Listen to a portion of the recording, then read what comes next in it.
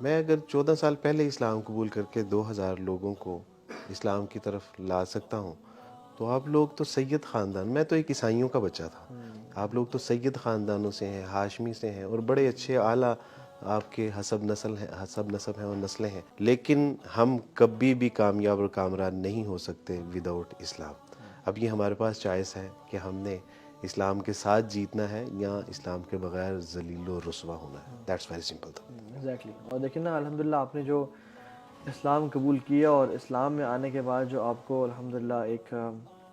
Life کا purpose اور ایک سکون اور خوشی اور جو محبت مسلمانوں سے ملی، الحمدللہ الحمدللہ وہ الحمدللہ اسلام کے بغیر ممکن ہی نہیں تھا یعنی۔ الحمدللہ۔ میں آپ سے عرض کروں کہ ایک بار میں نیا نیا اسلام قبول کیا اور مسجد کی طرف جا رہا تھا، اور دو بچے موبائل کے اوپر وہ سن رہے تھے گانے، تو میں ان کے پاس رکا اور میں نے ان سے کہا کہ بیٹا میں آپ سے ایک بات پوچھنا چاہتا ہوں۔ انہوں نے کہا کہ جی۔ کہ یار میں نے ابھی حال ہی میں اسلام قبول کیا، اور اسلام میں نے پڑھا کہ میوزک حرام ہے، جو مزامیر ہیں، گانا بجانا اور ڈول ڈمکا،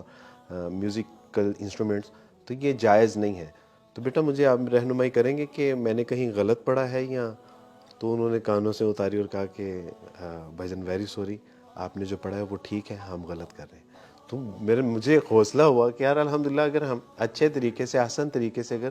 نہ صرف غیر مسلموں میں، مسلمانوں میں بھی کام کریں گے تو لوگ بات کو لیتے ہیں۔ بس یہ ہے کہ ہمیں تنقید اور جو ہے وہ اس طرح کی چیزوں سے ذرا بچنا چاہیے، اور احسن طریقے سے ادعو الی سبیل ربک اور بالحکمہ، کم از کم میری حکمت تو کا جو ہے ریکویسٹ یہ ہے کہ جو مسلمان بھائی اور بہنیں دیکھ رہے ہیں کہ آپ کی وجہ سے کوئی اسلام سے دور نہ ہو، بس اتنا کم از کم لازمی کیجیے گا کہ آپ کے ایکٹ یا آپ کی پارٹیز یا آپ کے گناہوں کی وجہ سے اور ایسی حرکت کی وجہ سے جو کوئی کرسچن یا جو آپ کو دیکھ رہا ہے، چاہے آپ ویسٹ میں ہیں یا پاکستان میں ہیں، کوئی مسلمان بھی اسلام سے دور نہ ہو اور کوئی نان مسلم بھی اسلام سے دور نہ ہو، تو کم از کم ہم کسی کے گمراہی کا باعث نہ بنیں۔ میرے والد صاحب ہیں، جب رات کو اکثر دعا کر رہا ہوتا ہوں تو پوری امت کے لیے دعا کرتا ہوں، اور اپنے والد صاحب کے لیے دعا نہیں کر سکتا۔ اس کی بنیادی وجہ یہ ہے کہ وہ اسلام کی حالت میں نہیں کی دنیا سے، اور اس کے پیچھے جو کازز تھیں وہ مجھے کہتے تھے کہ آپ ہمیں کہتے ہو کہ ہم ایک اللہ کے سوا نہ کسی کو مانتے ہیں نہ کسی سے مانگتے ہیں، اور حال تمہارا یہ ہے کہ جہاں قبر دیکھتے ہو وہاں سجدہ ریز ہو جاتے ہو، وہاں منتیں مرادیں نظر و نیاز و چڑھاوے چڑھانے شروع کر دیتے ہو۔ ہمیں تم کہتے ہو کہ اسلام میں گانا بجانا، فلمیں، ڈرامے سب حرام اور ناجائز ہیں۔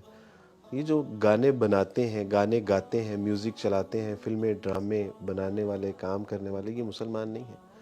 مجھے کہتے کہ ہمیں تم کہتے ہو کہ تمہاری بیوی تمہارے سگے بھائیوں سے بھی پردہ کرے گی، کیونکہ اسلام میں پردے کا حکم ہے۔ یہ جو معاشرے میں مرد اور عورت کا اختلاط بھیڑ بکریوں کی طرح وہ جو ہے وہ ایک دوسرے میں ضم ہوتے ہیں، عورتیں چست اور مختصر لباس پہن کے بازاروں میں گھوم رہی ہوتی ہیں، یہ مسلمان نہیں ہے۔ تو مجھے اکثر یہ کہتے رہے کہ جاؤ پہلے اپنے مسلمانوں کو مسلمان کرو، ہم عیسائیوں کو بعد میں مسلمان کر لیں گے، اور اسی حالت میں وہ دنیا سے چلے گئے۔ اور واقعی میں کاش ہم مسلمان بن جائیں،